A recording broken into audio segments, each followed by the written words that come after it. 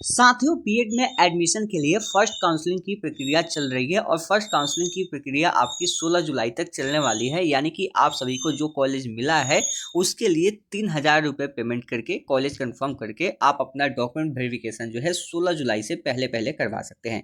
साथियों, इसकी पूरी डिटेल्स हम आपको इस वीडियो के माध्यम से बताने वाले हैं, क्योंकि आप सभी के बहुत ज़्यादा कमेंट आ रहे हैं कि सर मेरा यह डॉक्यूमेंट मेरे पास नहीं है, कोई कह रहा है कि मेरे पास यह डॉक्यूमेंट नहीं है। तो कई सारे सवाल आपसे सभी के मन में है कि हमें कौन कौन सा डॉक्यूमेंट लेके जाना होगा और कहाँ पे काउंसलिंग के लिए जाना होगा। कुछ लोग के मन में अभी भी डाउट होगा कि हमें कॉलेज में जाना होगा या हमको यूनिवर्सिटी में जाना होगा। तो बहुत सारे सवाल हैं जिन सवालों का जवाब आपको इस वीडियो के माध्यम से मिलने वाला है। और साथ ही बता देते हैं कि एक नोटिस भी आया था वहाँ पे एलएम की ओर से कि अगर आपका 50% से कम है तो आप 50% से कम है तो एडमिशन ना ले। अगर लीजिएगा, देखिए बहुत कॉलेज वाले आपका एडमिशन ले भी लेंगे तो फिर आप फंस जाइएगा। इसलिए आप सभी को भी जागरूक होना बहुत ज़्यादा जरूरी है। तो एडमिशन लेने से पहले बहुत सारी चीज़ें देखी जाती है, जो हमने आपको पहले भी कहा था कि आप कॉलेज के बारे में थोड़ा सा अच्छे से पता कर लीजिए। मुझे उम्मीद है कि आप सभी कॉलेज के बारे में पता कर लिए होंगे और बहुत लोग 3,000 रुपये पेमेंट कर भी दिए होंगे, लेकिन वेरिफिकेशन के लिए नहीं गए होंगे, आज जाने वाले होंगे, या बहुत लोग 3,000 रुपये पेमेंट अभी तक नहीं किए होंगे। इस बार की एडमिशन की प्रक्रिया देखिए तो बहुत सरल बनाया गया है पिछली बार की तुलना में, क्योंकि पिछली बार बहुत जटिल प्रक्रिया था।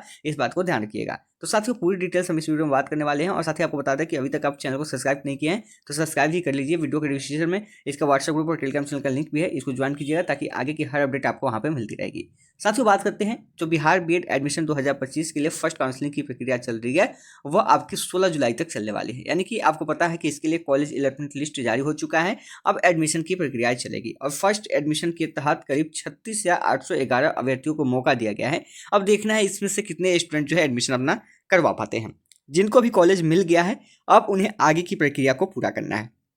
हमने कहा था कि आप 1-2 दिन तक इंतजार कीजिए, कॉलेज को आप अच्छे से देख लीजिए कि भाई कौन सा कॉलेज आपके लिए अच्छा है, जो मिला है वो अच्छा है या नहीं है। अगर कोई कमियां हैं तो वैसे कॉलेज पे अब एडमिशन लेके फंसने से अच्छा है कि आप बीएड करना ही छोड़ दें। लेकिन अगर चलने वाला कॉलेज है तो चलाइए, ठीक है, क्योंकि बहुत ऐसे कॉलेज होता है कि बहुत ज़्यादा स्टूडेंट को परेशान करता है, तो वैसा कॉलेज आपका नहीं होना चाहिए। और साथ ही बात करते हैं 3,000 रुपये पेमेंट की, तो 3,000 रुपये पेमेंट करने का बारी अब आपका आगे है। सब्जेक्ट कॉम्बिनेशन के तहत हमने वीडियो बना दिया है, आपको सब्जेक्ट भी मिल जाएगा। तो जो ग्रेजुएशन में आपका सब्जेक्ट होगा, ठीक है, जैसे मेथड पेपर आपका जो भी होगा, ठीक है, वह आपका ग्रेजुएशन के सब्जेक्ट से आता है या उसके सब्सिडी विषय से भी आता है, आप वहाँ से रख सकते हैं, कोई प्रॉब्लम आपको नहीं होगा। क्योंकि फर्स्ट ईयर में आपको एक ही सब्जेक्ट अभी पढ़ना होगा, ठीक है, सेकंड ईयर में फिर आपको दूसरा सब्जेक्ट दिया जाएगा। तो जो आपका ऑनर्स पेपर होगा आप खास करके वही रखिए, कॉलेज वाले अपने आपको दे देंगे वहाँ पे मेथड पेपर के रूप में। बाकी जो बीएड के अंदर 6 पेपर जो होता है वो कॉमन होता है, तो आपको एक पेपर ही यहाँ पे चूज करना होता है, या किसी किसी कॉलेज में एडमिशन टाइम करना होता है, किसी किसी कॉलेज में आपको फॉर्म भरते समय बाद में करवा लिया जाता है। इस बात का ध्यान रखिएगा। चलिए थोड़ा सा हम नोटिस को देखते हैं पहले, और इसके बाद हम आपको बताएंगे कि कहाँ क्या क्या निर्देश यहाँ पे फॉलो करना है। सबसे पहले यहाँ पे बता देते हैं, यह अलॉटमेंट लेटर है। और देखिए आप लोग पूछ रहे थे ना कि हमको कहाँ जाना होगा। देखिए ये अलॉटमेंट लेटर है स्टूडेंट का, और यहाँ पे देखिए यहाँ पे जो इनका अलॉटमेंट कॉलेज जो हुआ है देख सकते हैं यहाँ पे परमट इंस्टीट्यूट ऑफ टीचर एजुकेशन यहाँ पे दिया हुआ है। अलॉटमेंट यूनिवर्सिटी देखिए जो वीर कुंवर सिंह यूनिवर्सिटी आ रहा है इसमें देख सकते हैं। लेकिन यहाँ पे आप नीचे आएंगे तो यहाँ पे आपको यहाँ पे दिखाया गया है कि for verification of document visit allotted college, यानी कि आपको अलॉटेड कॉलेज में जाना है। जो आपको कॉलेज अलॉट हुआ है वह 5/7 से लेके, यानी कि 5/7 से लेके आप 16/7 तक आप जा सकते हैं, कभी भी एडमिशन ले सकते हैं। ध्यान रखिएगा, आपका जो अधिकार है, जब आप एडमिशन के लिए जाएंगे तो आपको बहुत परेशान किया जाएगा, इसलिए पहले सारी चीज़ें समझ के जाइए। थोड़ा सा वीडियो लंबी जरूर होगी लेकिन बहुत काम की है, क्योंकि कॉलेज में आपको कोई परेशान नहीं करेगा, बहुत परेशान करता है आपको, ठीक है। जाएंगे तो 5 से लेके 16 जुलाई तक आपका एडमिशन प्रोसेस चलेगा। जो कॉलेज आपको अलॉट हुआ है, देखिए पिछली बार क्या रूल था कि आपको यूनिवर्सिटी में जाना था, डीडी बनवाना था, तब जमा करना था, फिर कॉलेज जाना था। नहीं, इस बार झंझट खत्म किया गया है, बहुत अच्छा है, सराहनीय कदम है एलएनयू का, इसका स्वागत किया जाएगा। बहुत अच्छा कदम है कि भाई बच्चों को परेशान होना ना पड़े, डायरेक्ट जो है उसी कॉलेज में चला जाए जहाँ पे उसको एडमिशन लेना है। तो आपको कहाँ जाना है, आपको डायरेक्ट जो है अपने कॉलेज में जाना है। पहले 3,000 रुपये पेमेंट आपको ऑनलाइन ही पेमेंट करना है। जैसे आप यूजर नेम पासवर्ड से लॉगिन करेंगे तो कुछ इस तरह का इंटरफेस आपके सामने आएगा। यहीं पे नीचे की ओर आपको 3,000 रुपये पेमेंट करने का ऑप्शन आएगा। आप खुद से वहाँ पे 3,000 रुपये पेमेंट आप किसी भी माध्यम से, फोन पे, डेबिट कार्ड, क्रेडिट कार्ड, कहीं से भी कर सकते हैं। अगर नहीं आपको आता तो किसी दूसरे से भी करवा सकते हैं, साइबर कैफे से भी आप करवा सकते हैं। 3,000 जब पेमेंट कर लेंगे तो उसका रिसीविंग भी आप ले लेंगे और उसको भी लगा देंगे। कौन कौन सा डॉक्यूमेंट लगेगा, थोड़ा सा डॉक्यूमेंट की ओर एक बार आपको बता देते हैं। देखिए यहाँ पे for verification of document visit यहाँ पे दिया हुआ है। अब यहाँ पे regarding for details and draft please see the list provide for purpose on website, यहाँ पे दिया गया है कि regarding fee details and draft, यहाँ पे जो है बताया गया है कि रिगार्डिंग फी डिटेल्स जो है पहले से जो आपका फी डिटेल्स बताया गया है कि किस कॉलेज का कितना है।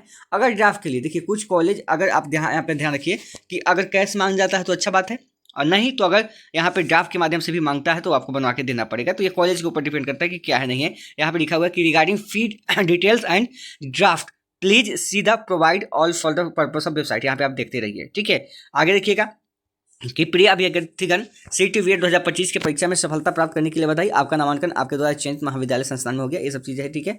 यहाँ पे आप क्या करेंगे कि अभिलेखों की स्वप्रति यानी कि स्व अभिप्रमाणित फोटो कॉपी एक सेट यानी कि एक सेट आप दो चाहिए आपको, ठीक है। जो भी आपका जैसे मार्कशीट होगा उसका 2 चाहिए, जीरोक्स इंटरमीडिएट का 2 चाहिए, ये सब है ना।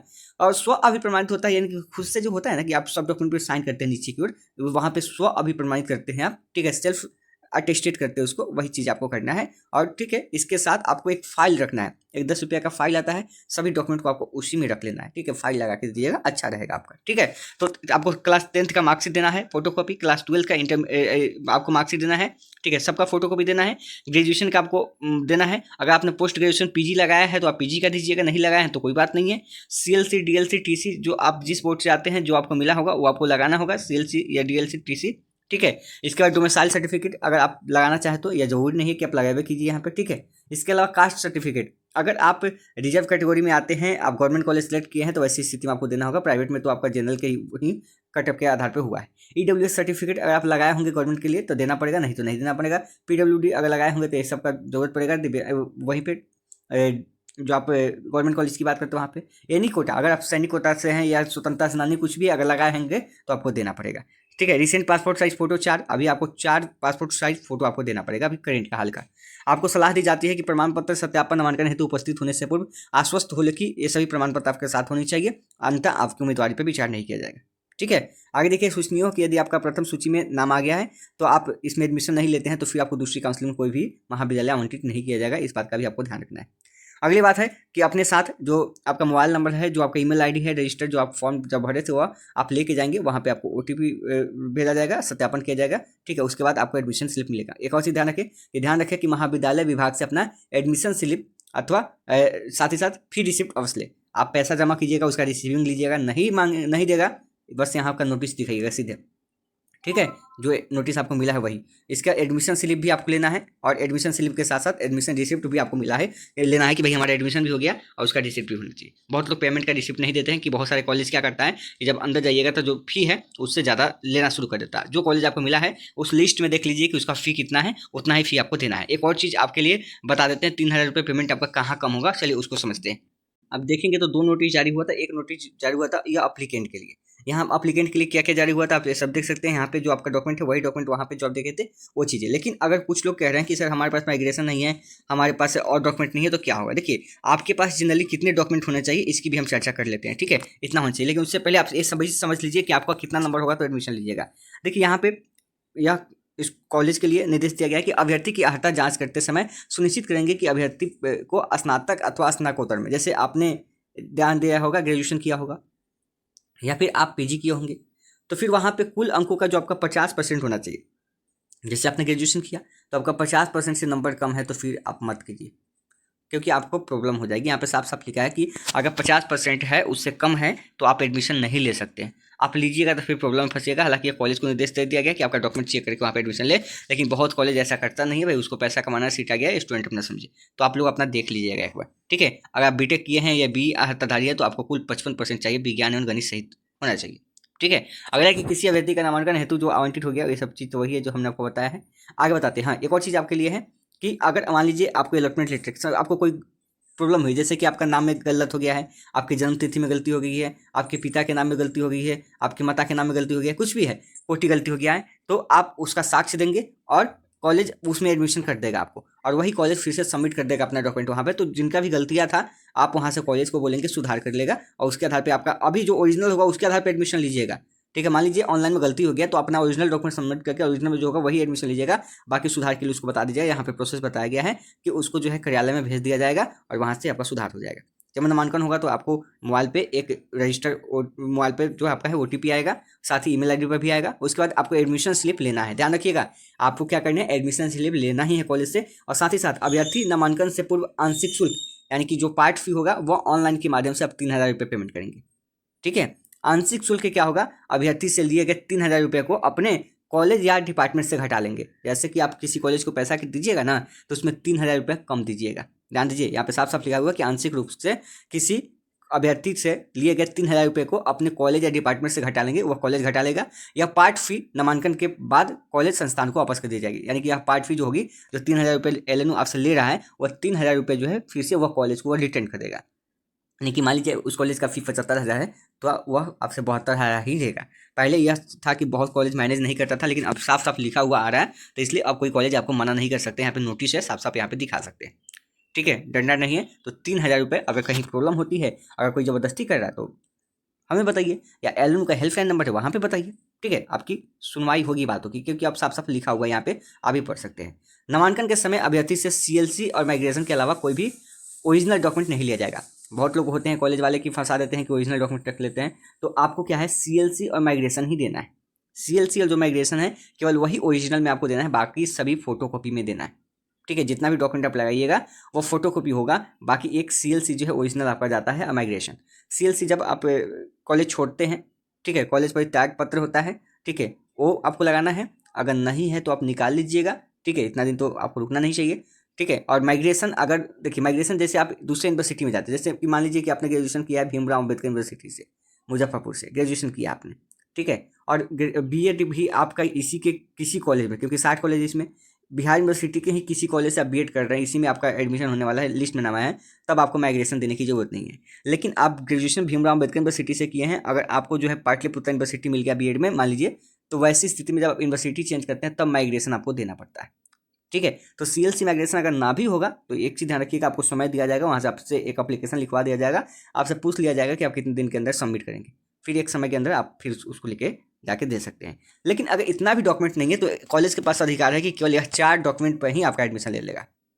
यानी नामांकन के लिए अभ्यर्थी के पास 4 डॉक्यूमेंट होना चाहिए, यह कॉलेज को अधिकार दिया गया, यह 4 कॉलेज होगा तो भी आपका एडमिशन हो जाएगा। ऑनलाइन पार्ट फी यानी रिसिप्ट, जैसे कि आप 3,000 रुपये जब पेमेंट करेंगे उसका रिसिप्ट, कॉलेज अलॉटमेंट लेटर जो आपको कॉलेज मिला है ऑनलाइन, उसका अलॉटमेंट लेटर जो अभी हम दिखाए हैं पीडीएफ के रूप में।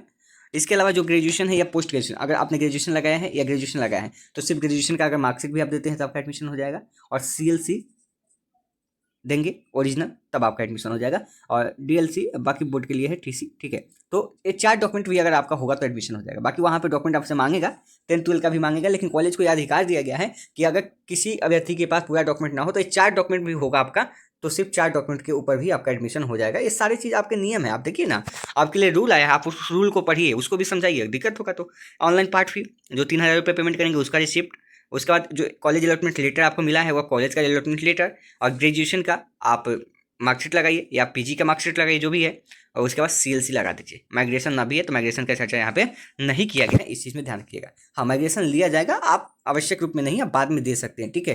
तो 4 जो है आवश्यक रूप में है, ये चीज़ समझ गए होंगे। तो अब मुझे लगता है कि पूरी तरीके से आप अपने एडमिशन की प्रोसेस को समझ गए होंगे कि आपको करना क्या है, कैसे कैसे एडमिशन करना है, कौन कौन सी बातों का ध्यान रखना है, क्योंकि जब कॉलेज में जाएँ तो आपको कोई प्रॉब्लम ना हो, तो जो 3,000 रुपये आप पेमेंट करेंगे वो पैसा आपका रिफंड आएगा, यानी कि कॉलेज के फी में आपको माइनस करवा लेना है, ठीक है। अगर कोई प्रॉब्लम होता है तो वहाँ से आप इन्फॉर्मेशन देंगे, या एलियन को हेल्पलाइन नंबर है उस पर आप कॉल करके बात करेंगे। तो उम्मीद करते हैं पूरी प्रोसेस समझ गए होंगे। अगर वीडियो अच्छा लगा हो तो वीडियो को लाइक कीजिएगा, चैनल को पहली बार देख रहे हैं तो सब्सक्राइब कीजिएगा। मिलते हैं नेक्स्ट वीडियो में अपडेट्स के साथ, धन्यवाद।